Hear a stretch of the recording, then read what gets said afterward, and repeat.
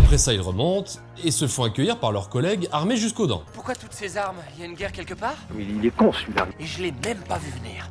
De vulgaires chasseurs de trésors, vous n'êtes ici que pour le cristal. Vous voulez dire celui-ci?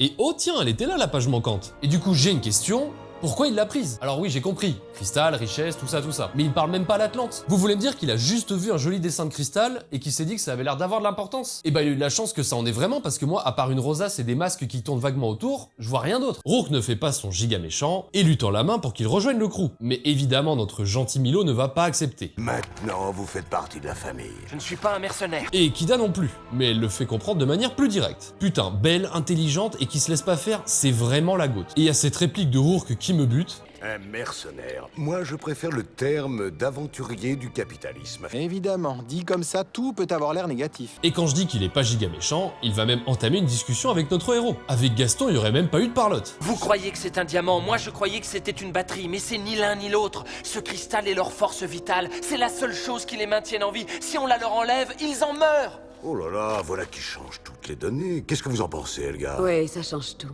Nous le vendrons 2 fois plus cher. Elle a toujours le dernier mot. Ah ouais, ils s'en battent littéralement les couilles. Personnellement, je m'en branle du moment que je fais plein de thunes.